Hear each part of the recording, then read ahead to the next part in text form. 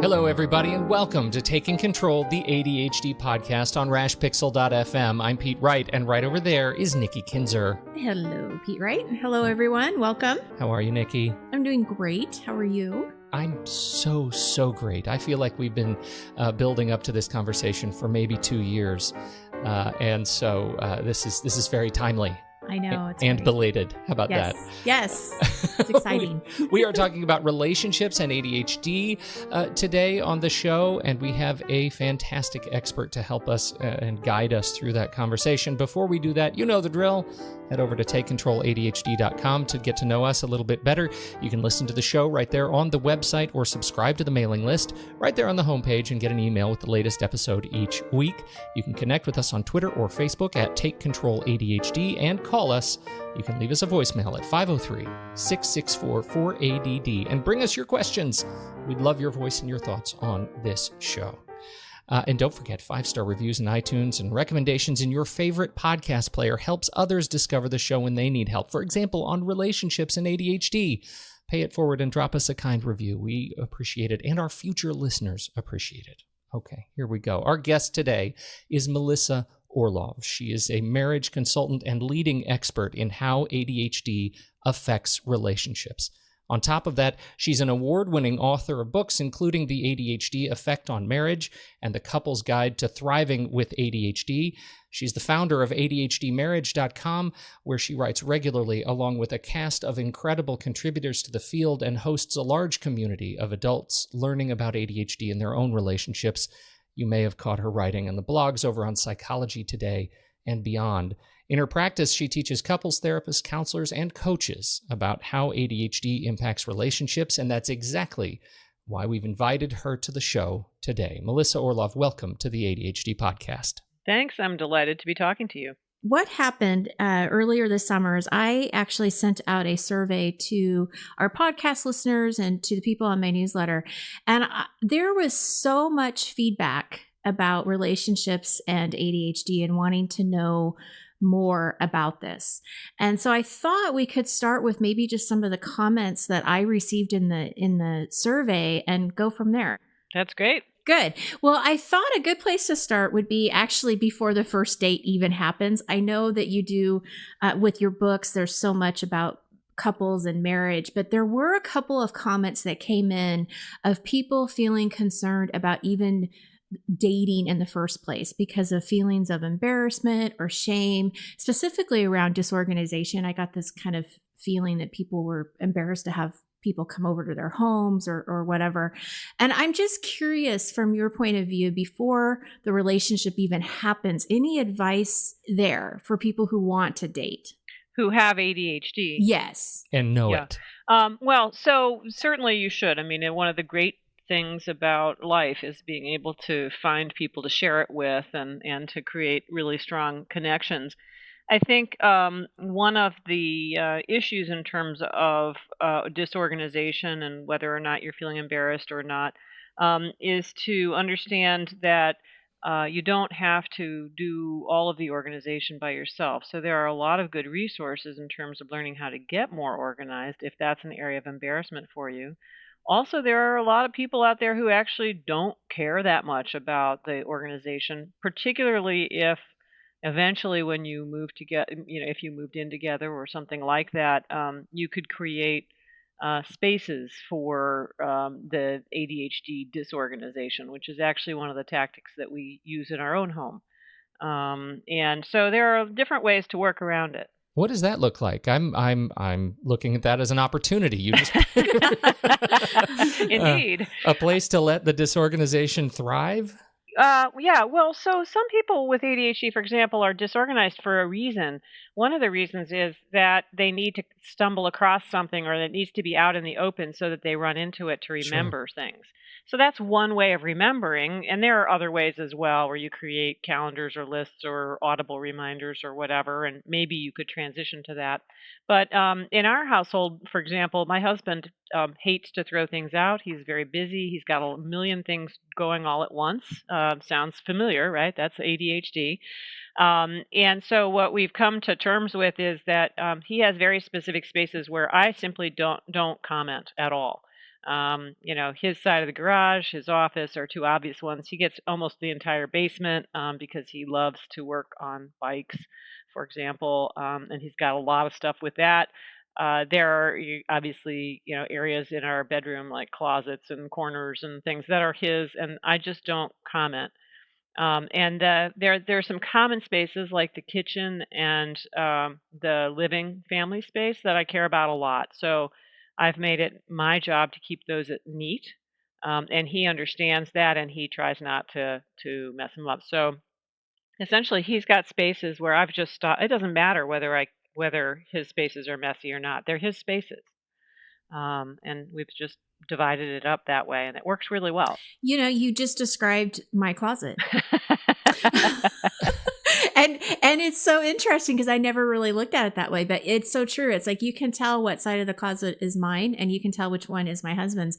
And I don't say anything about it at all. There was one time about a year ago where I helped him like purge stuff because he had a bunch of clothes and stuff that he just wasn't using or wearing or caring about. And so I helped him with that, but I never say anything. And you're right. It works because I just don't pay attention to it anymore. Right. It's his. I mean, you have to, one of the tricks with being in an ADHD relationship is to not fall into the pattern where the non-ADHD partner believes that their way is superior. These ways of dealing with things are different, but it's perfectly legitimate if one of your coping strategies is to be able to find stuff because it's out in front of you.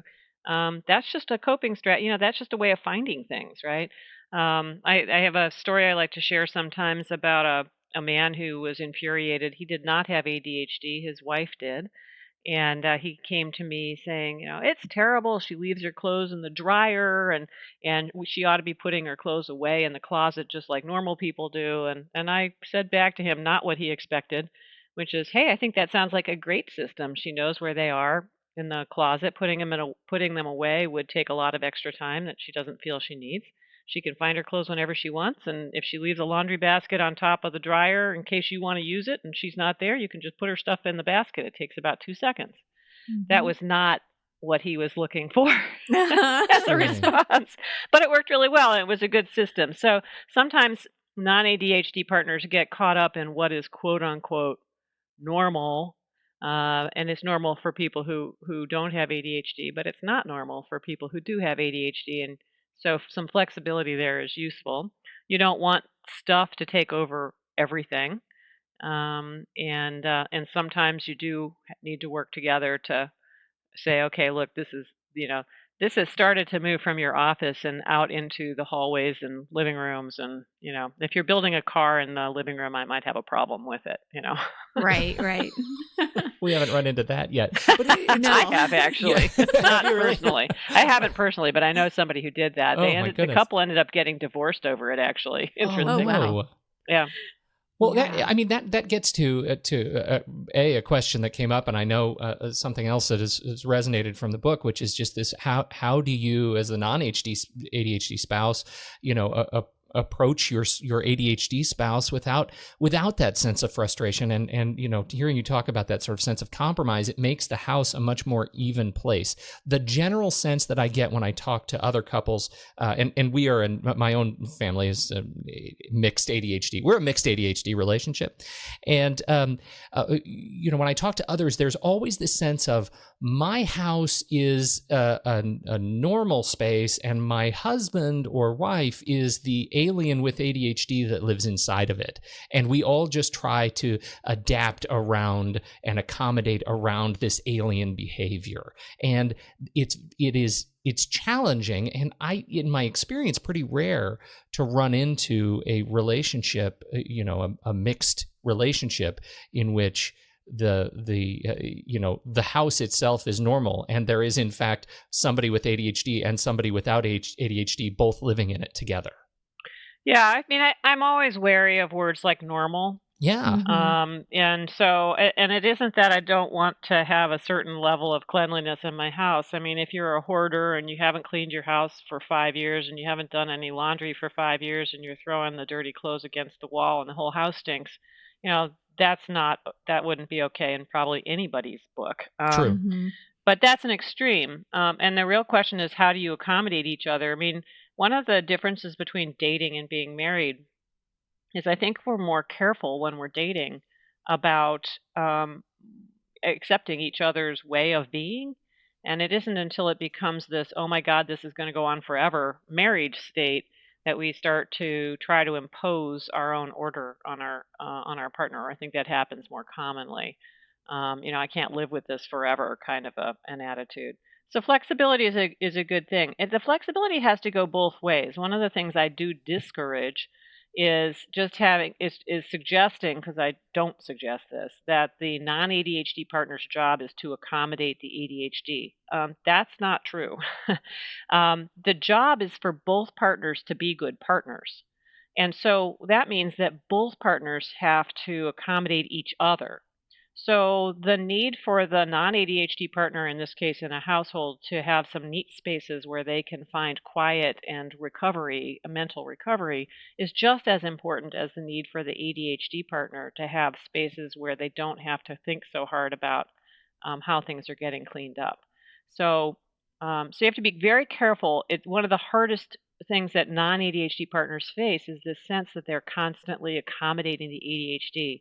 And that's a path to trouble. It really is a matter of finding how do you empathize with and understand the ADHD, get educated about it so you understand what the impacts are, and then accommodate both of you. Yeah, and that's the thing that you say it's one of the hardest things to do. That's the thing I don't see, and that's what I find when I'm talking to my non-ADHD friends. They live in a constant state of being frustrated, right, and because they've never approached the relationship like that. It's just this thing of impending doom that, oh, what am I going to come home to next? Right, and so part of it is that there's a psychological aspect to it. This isn't really about stuff. This is actually about a sense of whether or not your partner cares about you, right? So we tend to equate our partner's ability to follow through. Let's say your partner says, sure, I'll clean up that room. And then if they don't because they got distracted or they had difficulty planning or some other ADHD symptom got in the way, we tend to equate that with, well, they didn't care enough to try hard enough to do it.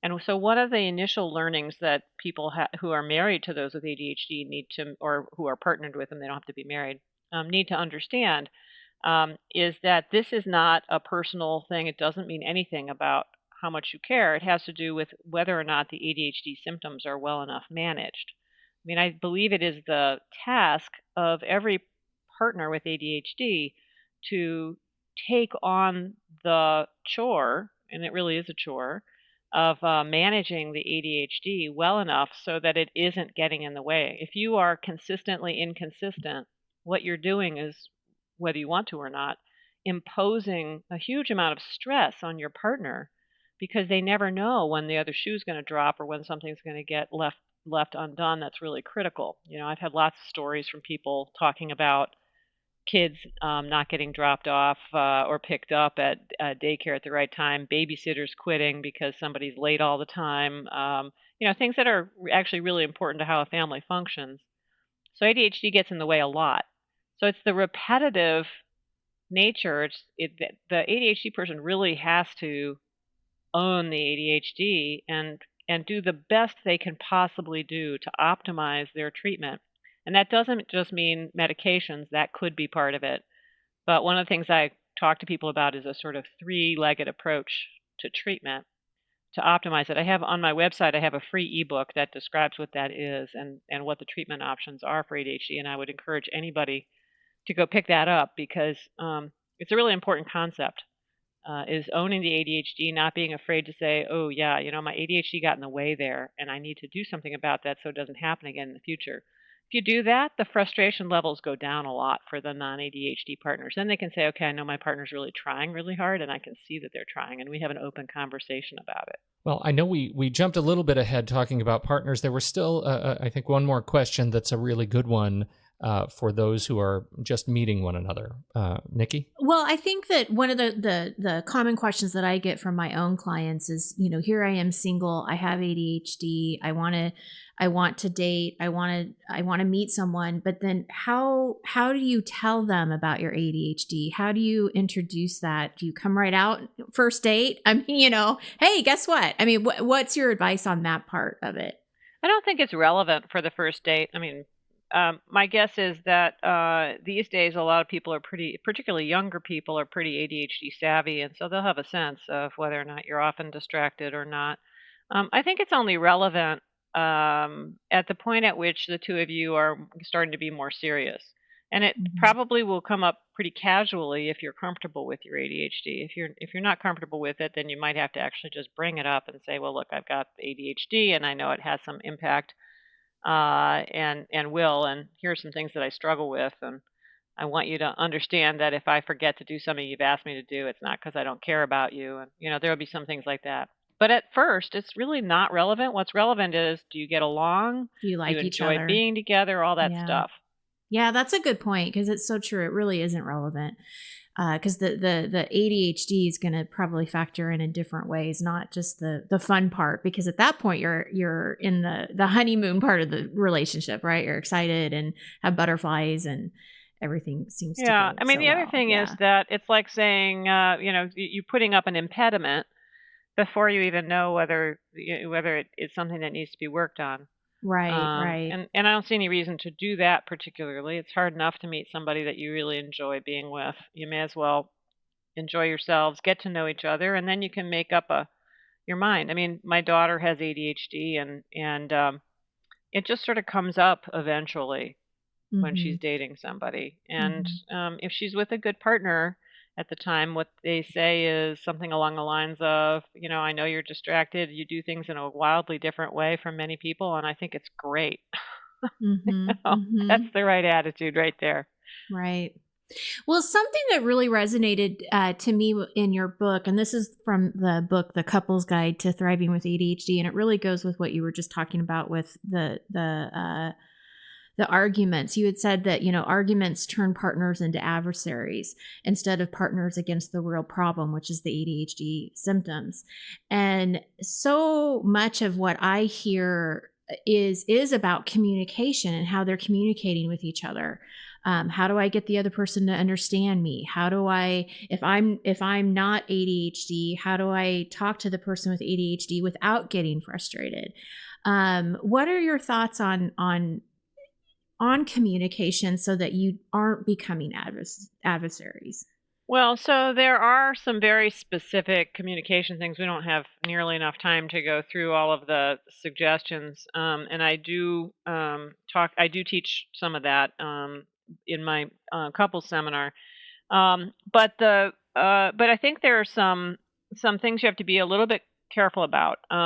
So communication is really, really important, and that's one of the reasons why I teach strategies like how do you develop a verbal cue to get yourselves away from a repetitive pattern that goes bad always. Interrupt it before you really get going, those kinds of things. But I think underlying that is one of the things that you both have to decide is that you're going to contribute your best self. So one of the things about communication is you can communicate in great ways, and they're, having good fights versus negative fights. There are specific things you do in what's called a good fight that are important, like starting with a complaint instead of a criticism and things like that. That comes out of John Gottman's work. Oh, yes. But yeah, Pete, we're familiar with him. Yeah, exactly. Big fans. He's got a lot of really good ideas that are very relevant for couples impacted by ADHD. Yeah. But what's probably the most relevant is, you can communicate about it, but it is the actions that you take to present yourself as your best self into the relationship that also back up that communication. So one of the issues with ADHD symptoms is that they're so repetitive. The frustration for non-ADHD partners comes from the fact that you talk about it and then it happens again, and you talk about it again and then it happens again. And so part of breaking out of that cycle isn't just learning how to communicate around it, it's also learning how to manage those symptoms so that the new norm if you want to think of it that way, is that mostly it's not happening, and once in a while it does happen. And you have to pick and choose because you can't focus on everything. So you choose a few things. I'll give you an example. In our relationship, the singly most important thing for my husband to be able to communicate to me is that he loves me. It's the affection and the positive affection side of things. If he is communicating that regularly, and he has to really remind himself to do it, if he's out of town, he contacts me every day that he's out of town, even if it's just for a brief period of time. He might send me some tweets or, whatever, or text messages, I guess. And when we're together, we have all sorts of things that we do to communicate that affection. So he spends the majority of his effort on the positive communication. And beyond that, I have enough understanding of ADHD that if there's something weird that happens, if he's late or if he promises to do something but he doesn't get around to it as quickly as he thinks he's going to or whatever, we can have really calm conversations around all that stuff because he's focusing on the thing that matters the most to me. So you pick one or two areas that are really important and you get your act together around on those. And then the other stuff is much easier to handle. So that's part of the communication part. It's not just communication, which is a little bit like a Band-Aid. It's communication plus the actions that are the key leverage points for your particular relationship. For people that have been married for many, many years, and you're very used to each other and you're very comfortable with each other, but something's wrong with the marriage.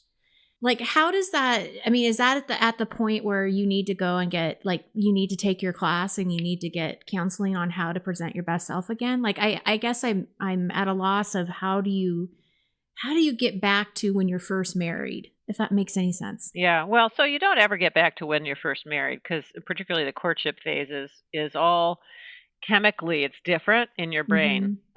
It's all full of extra dopamine, and the infatuation is about, for everybody, not just people with ADHD, it's all about extra dopamine. So you actually won't behave the way you did when you first started out, ever. But the way you get back to your best self is to think about who is that best self and then hold yourself to that standard of behaving that way. Now, obviously, one partner could do this, and it's easier in some ways for the non-ADHD partners to do this if they choose to, because they don't face the impediment of the ADHD symptoms. But you both have to want to do this. So the only way the affection thing works for my husband and I is that he also wants to express this to me because he knows how important it is to both of us.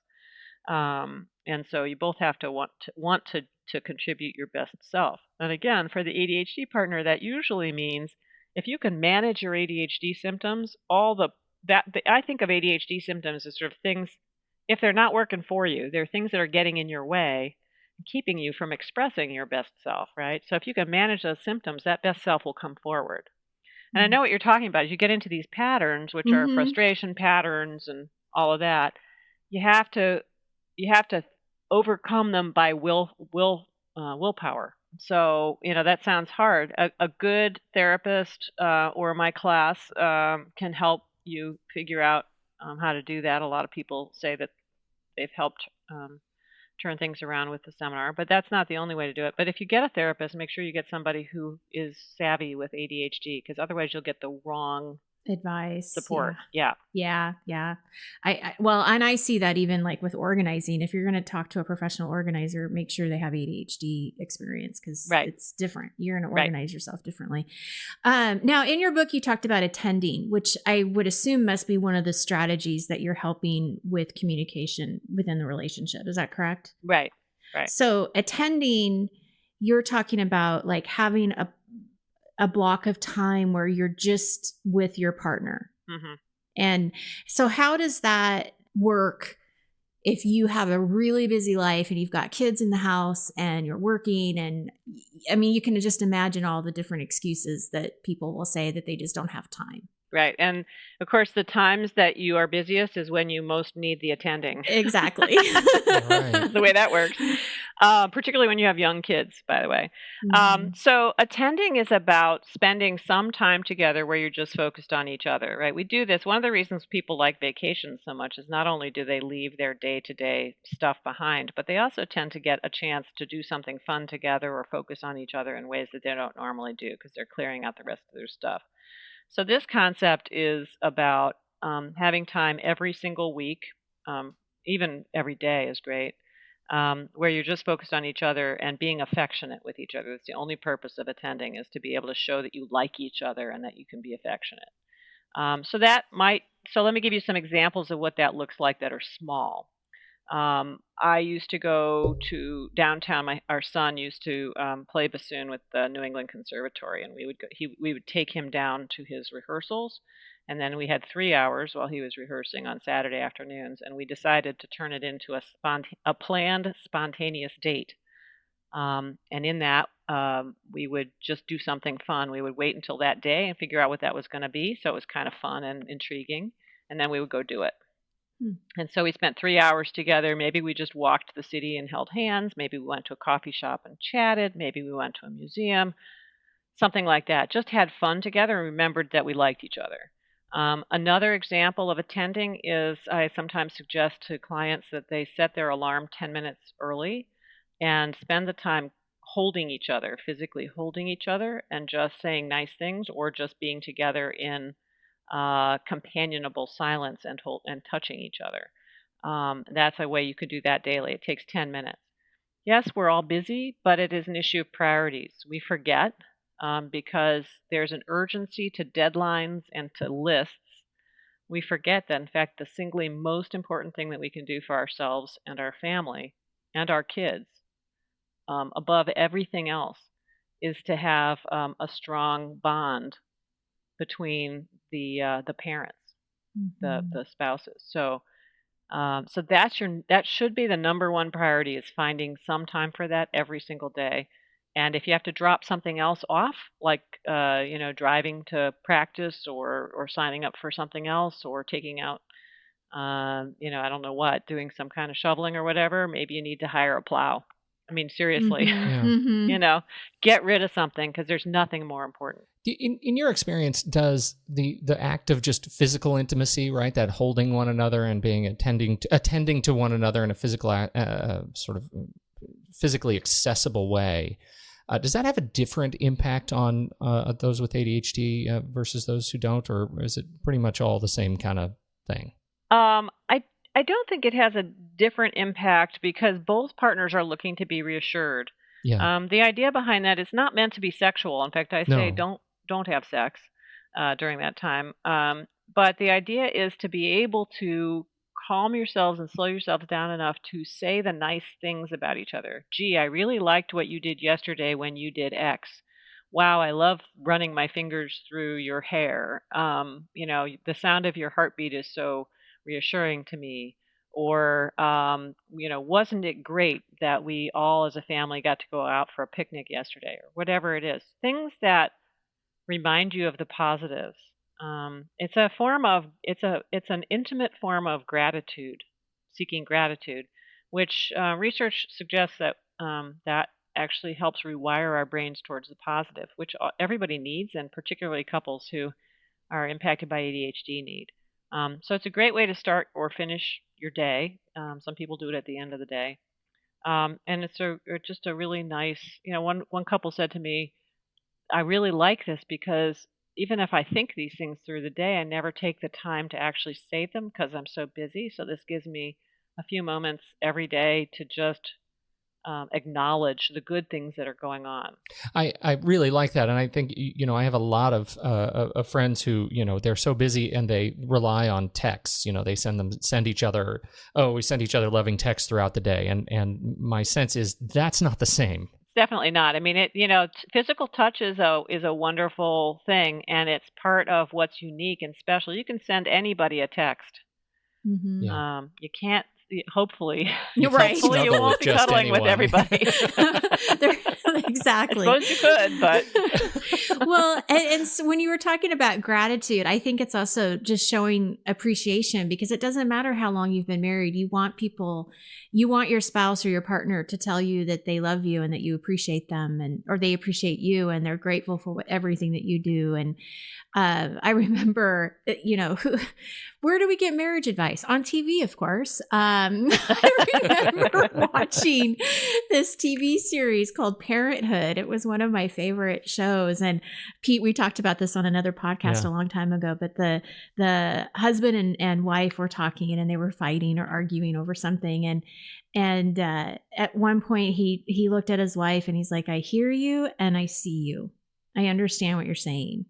And it was just that point of validation that really stuck with me, how important it is that we feel heard and that we feel seen, even in arguments or disagreements, that we still have that validation, but then also turning that into gratitude, because I can see so easily that trap. And you talk about this parent and child role of the non-ADHD person, instead of being grateful for half of the yard being done, that I'm nagging my husband about the other half that's not done. Right. It's like my focus is wrong. Yeah. Right. Well, it's not that your focus is wrong. It's just that your focus is discouraging. It's discouraging. Right. Exactly. I hear even from ADHD partners who are working with great concerted effort to improve things. They say, it used to be that I got 2 out of 10 things right and 8 things that I made mistakes on. Now I get 8 things right and 2 that I don't. And my partner is still focused on the 2 that I don't, which is really discouraging. Mhm. And I understand both sides. Yes, absolutely, it's discouraging, because that work it's hard work, and it really deserves to be acknowledged and celebrated. The 2 that the partner is still commenting on represents the fear that partner has that things will regress and go back to the old way. It's not that they feel that they have to be perfectionists, but they're so easily triggered in that arena that they fear, and so because of their fear, they keep pushing rather than celebrating. We really do give it. It's interesting, the cuddling. You asked a question about the ADD, non-ADD. The cuddling, I think, does actually different things for those folks, and I do want to get to parent-child in a second because it's really important. But the non-ADHD partner needs to feel that their partner is paying attention to them. And so that's what the cuddling helps with there as one. It's just one way of attending. There are others. Wow, that hit me very hard. Yeah, well, right. I don't think I've never ever actually thought about that, because it's being put aside, right? Yeah, so they right. need to feel that the partner has enough time to pay attention to them. Well, you certainly recognize that I know that you paying attention to me is really hard work for you, and I am acknowledging that. Yeah, exactly. Mhm. And then the ADHD partners have had typically a long history of people telling them that they could do better.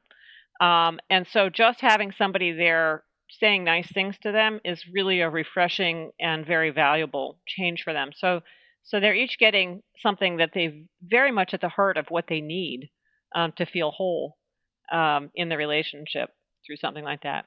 All right. So you talked about parent-child. Mhm. I do want to get back to that because it's really important. And it's a source of a lot of anger and frustration in these relationships. And, if I have one thing that I want to work on with couples, actually, the place that I would attack almost always would be the parent-child dynamics, where the non-ADHD partner sort of takes over and goes in charge and starts to nag and push as a way of getting change done, and sort of over functions in the relationship. And the ADHD partner moves into a more childlike role or under functions, and doesn't have a system in place, for example, for getting the whole yard done, which isn't an impossible task, but which might need a specific system. Plan. Yeah. And it's a huge, if that area of to get around it takes some very specific actions. So one of those actions is to take full optimize that ADHD treatment, and that means it includes behavioral changes. So in the case of the yard, it might mean, okay, I've only got half an hour now, and I know it's an hour, so I'm going to schedule it on my schedule for Saturday morning for half an hour and Sunday morning for half an hour, or whatever, and then put up a reminder, some kind of a system, so it actually gets done, or set an alarm or something like that, or something different. That's the leg 2 behavioral side of things. So it includes the ADHD treatment, taking that really seriously. It also includes, for the non-ADHD partners, giving up some control. So the gut level response for non-ADHD partners when they are faced with the chaos of living with ADHD is to want to control it so that things don't fall apart. Yeah, I know. Really? Yeah. Yeah, you're seeing yourself in the mirror right now, right? I am. And while that is understandable, it works against you, because it totally does. Yes. Yeah, the more control you try to take, the more resentment builds up in your partner, and the less control you have as a result. And then he comes back with me about everything that I'm doing wrong. Right. Yeah. Yep. Yeah. Yep. And you probably are doing some things wrong. Oh, and sure. So he's probably right. But yeah. But defensiveness and resentment don't make you a good team. Right. So the non-ADHD partners need to learn to give up control, and the way to do that is to partner instead of to command. Yeah. So for a lot of couples, for example, benefit from some kind of overt discussion of chores. And we talked at the very beginning of this session about equal status in the relationship. Yeah. And in order to have those be able to coordinate with each other, you need to have equal status, which means if your partner says, I can't do the lawn right now, that has to be an okay answer. This is fantastic material, and I hope we have, for our community, I hope we have addressed the questions well, substantively. If anybody has any follow-up questions, please let us know, and we will surely get those answers. But as we close, I wonder if you could give us just sort of an overarching thought, Melissa, on sort of how you'd like to leave folks from this conversation. Well, you had asked at the beginning of should I date anybody if I've got ADHD? ADHD does not in any way, shape, or form need to ruin your relationship. But you do need to get yourself educated about what the specific patterns are that having ADHD in the relationship encourages. We've talked about a few of them: not having enough time to attend to each other, the parent-child issue, the lack of equal status, certainly needing to learn certain communication skills, etc. So it's really important. But the message I always like to leave is you can really thrive in your relationship. And in fact, the differences that you have can really energize your relationship. My relationship is never boring because my husband and I are so different. Sometimes it's frustrating because we're so different. And there were years when we thought we would maybe get divorced because we were so different. But once you learn the strategies, you really can learn to be really happy together and enjoy each other. So I encourage everybody to do that research and to not lose hope.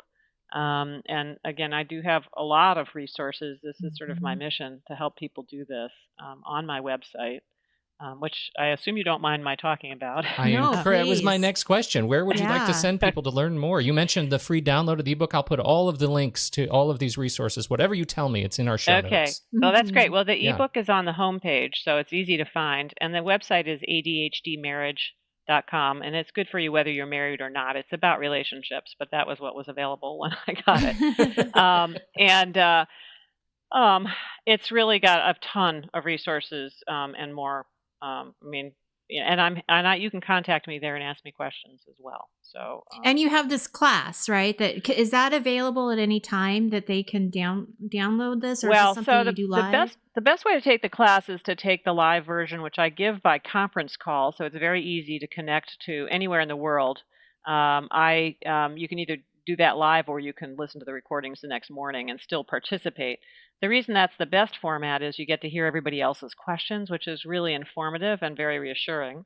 Yeah. But I do have I give that 3 times a year because it's 8 weeks long. And but I also do have a downloadable version of that for people who just want it right then and don't want to follow the once a week format. Mhm. So it's available both ways. And I will be adding, I now also have support groups. I am now giving some workshops in different places. So there's a lot of different resources and ways to work with me. I also do counseling, though I'm often fully booked. So, but certainly you can ask if I have any availabilities on that as well. This is just fantastic. Thank you, Melissa, for your time today. We certainly appreciate you as a resource to not just to our listeners, but to the ADHD community. And to Pete and I. And to Pete and I. Yeah, that's right. More than anything learned else. a lot. I'm glad to hear that. Yeah. Thank you so much, everybody, for downloading and listening to this show. We appreciate more than anything your time and your attention. On behalf of Melissa Orlov and Nikki Kinzer, I'm Pete Wright, and we'll catch you next week right here on Taking Control, the ADHD podcast.